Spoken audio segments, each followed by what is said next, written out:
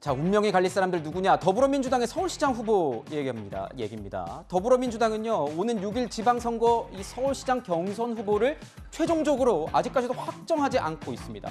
그러면서 이 한 사람을 기다리고 있습니다. 누구냐? 박영선 전 장관의 응답입니다. 보시죠.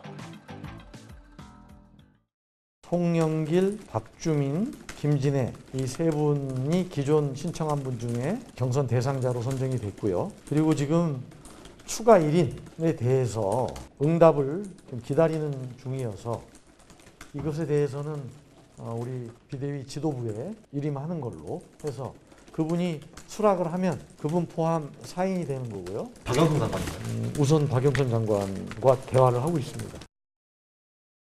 자, 지금 더불어민주당에서는 박영선 전 장관과 얘기를 하고 있다고 하는데요. 아직까지 박 전 장관은 출마 여부를 밝히지 않고 있습니다. 다만 어제 이 SNS에 투병 중인 이 모친과의 이 사진을 함께 올리면서 심경 고백을 했습니다. 김수민 평론가님, 조금 이 나가기가 아직 애매한 상황이다 이렇게 보고 있는 건가요? 어떻습니까?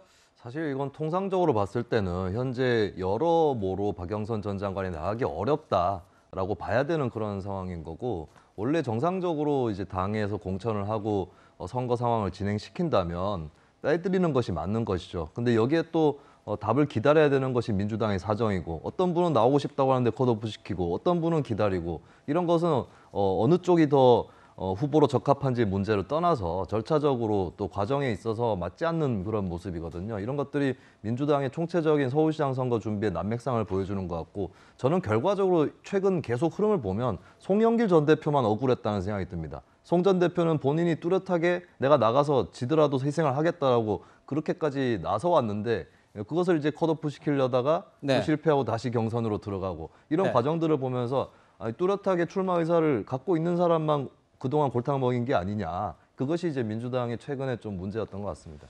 교수님께 좀 질문을 드려야 될 것 같습니다. 지금 늦어지는 민주당의 어떤 이 결정에 나와 있는 사람 3명의 입장이 조금 난처해졌습니다.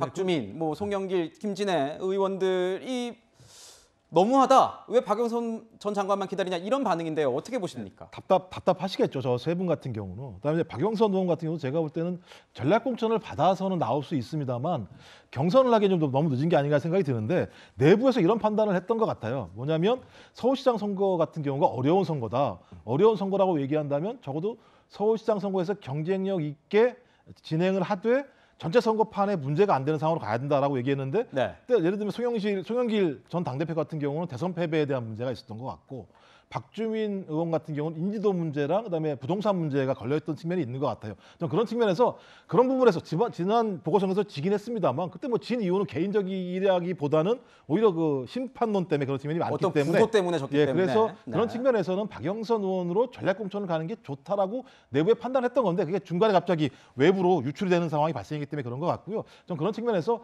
전략 공천이 아니라면 박영선 전 장관이 나오기가 좀 어려운 조건이라 이런 생각이 들기도 합니다. 그렇군요.